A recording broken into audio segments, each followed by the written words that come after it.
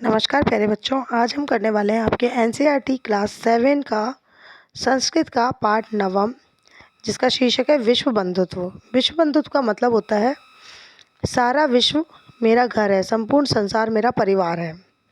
ठीक है, let's start. उत्सवे व्यसने दुर्भिक्षे राष्ट्र विप्लवे दैनंदिन व्यवहारे च यह सहायता करोति सह बंधु भवति। उत्सव में, व्यसन विपत्ति में, दुर्भिक्षे अकाल में, राष्ट्र विप्लव राष्ट्र पर विप्लव आने पर यानी आपत्ति आने पर, दैनंदिन व्यवहार यानी प्रतिदिन के व्यवहार में, यह शायद सहायताम करोति जो सहायता करता है, स बंधु भवति वह बंधु होता है, वह भाई होता है। यदि विश्वे सर्वत्र एतादृश भाव भवेत तदा विश्व बंधुत्वम संभवति। यदि विश्व में सभी लोग ऐसा भाव रखें तो विश्व बंधुत्व यानी कि विश्व की एकता संभव है।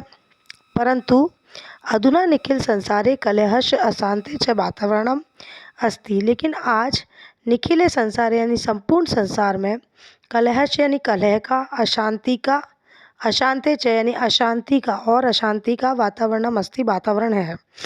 मानवा परस्पर न विश्वसन्ति। मानव यानी लोग परस्पर न विश्वसन्ति आपस में विश्वास नहीं करते हैं।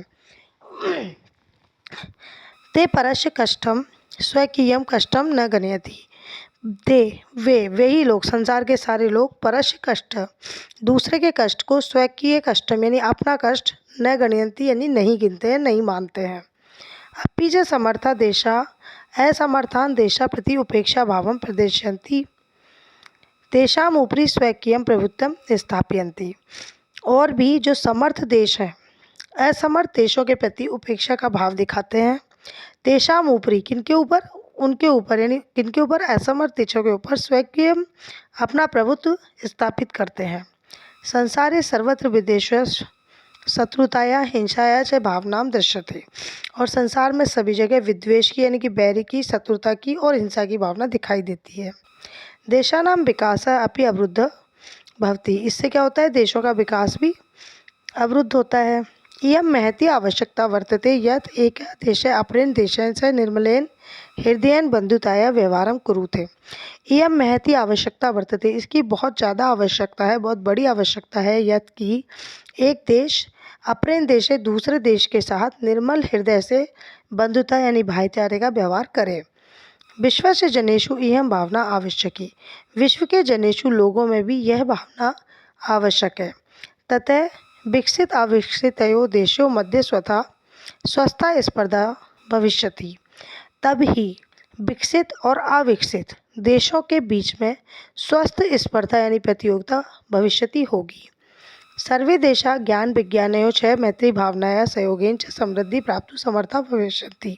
सभी देश ज्ञान और विज्ञान के क्षेत्र में मैत्री भावना से, सहयोग से समृद्धि को प्राप्त करने में समर्थ होंगे। सूर्यश्चंद्रस्य च प्रकाशः सर्वत्र समान रूपे पश्यति। सूर्य और चंद्रमा का जो प्रकाश है वह भी चारों तरफ समान रूप से फैलता है। प्रकृति अपनी सर्वेषु समत्वेन व्यवहरति। प्रकृति भी सभी के साथ समान व्यवहार करती है।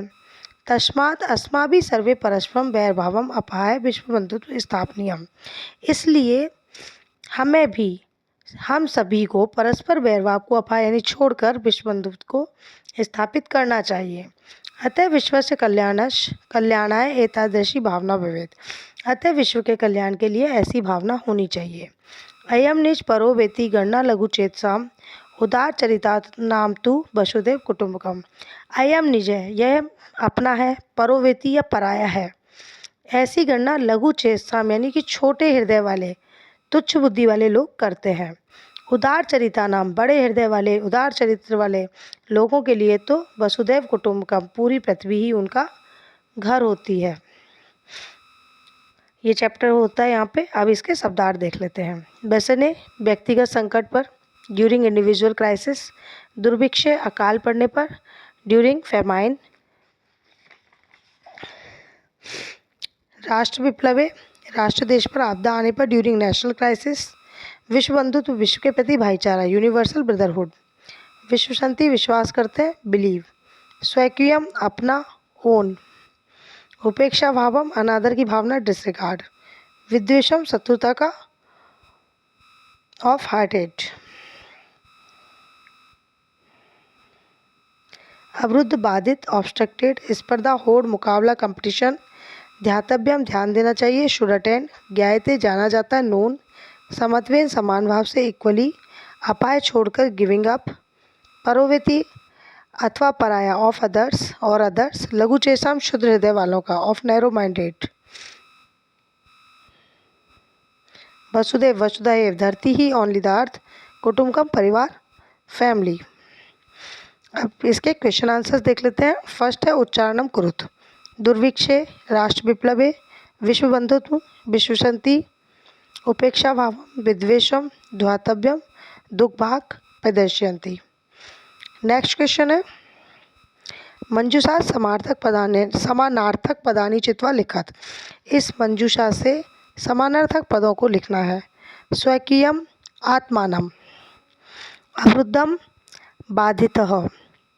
कुटुंबकम, परिवारः। अन्यस, परस। अपहाय, त्यक्त्वा। समृद्धम, संपन्नम।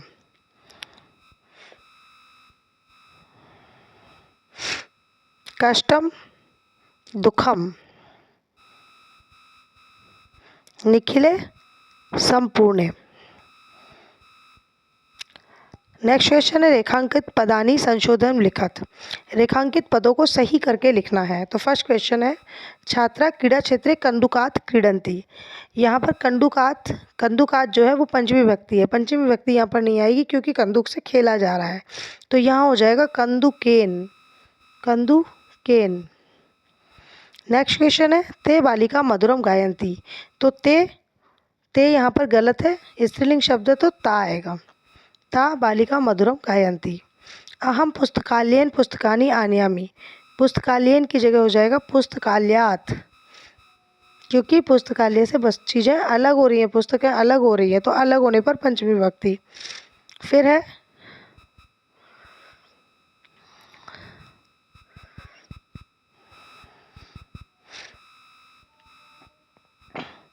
तो एक किम नाम है, तो यहाँ हो जाएगा तब किम नाम है। और गुरुम नम है, ये गलत है क्योंकि यहाँ आएगा गुरवे नम है। नम के योग में हमेशा चतुर्थी विभक्ति यूज होती है। अगला क्वेश्चन है हमारा मंजूषात विलोम पदानी चित्वा लिखत।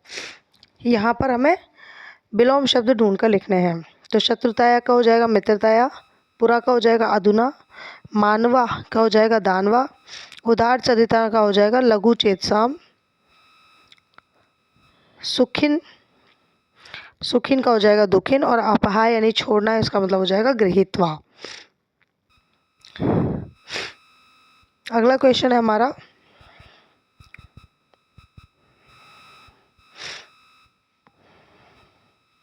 अधोलिखितानि पदानाम लिंग विभक्ति वचनम लिखत। इनका लिंग, वचन और विभक्ति सब लिखना है। तो बंधु, बंधु पुल्लिंग शब्द है, प्रथमा विभक्ति है, एक वचन है। देशान पुल्लिंग शब्द है, द्वितीय विभक्ति है, बहुवचन है। घृणाया, ये बीच बीच में बड़ी प्रॉब्लम क्रिएट करता है, लेकिन आपको अपनी पढ़ाई से डिस्ट्रैक्ट नहीं होना है। घृणाया स्त्रीलिंग शब्द है, पंचमी विभक्ति है, एक वचन है। कुटुंबकम नपुंसकलिंग है, द्वितीय विभक्ति है, एक वचन है।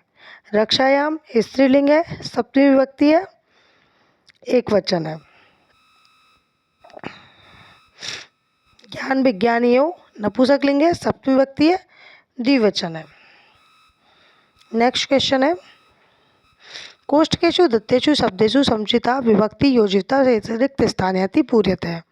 कोष्ठक में दिए हुए शब्दों से समुचित विभक्ति का उपयोग करके रिक्त स्थानों की पूर्ति करनी है।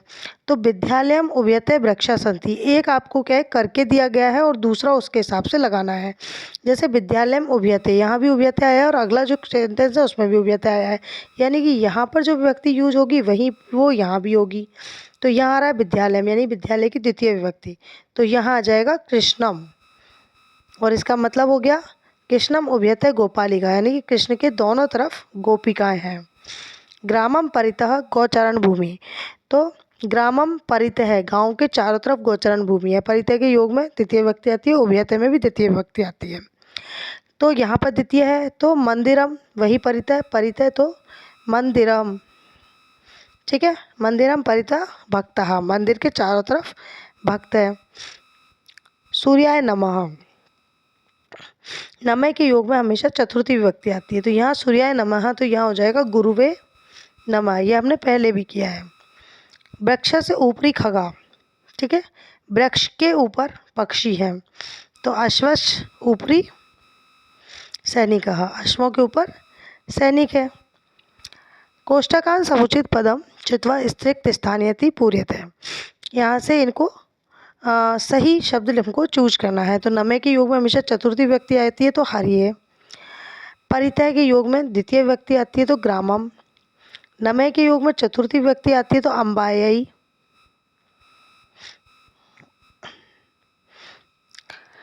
इसके बाद ऊपरी, तो मंच के ऊपर, तो मंचश, षष्ठी विभक्ति आ जाएगी।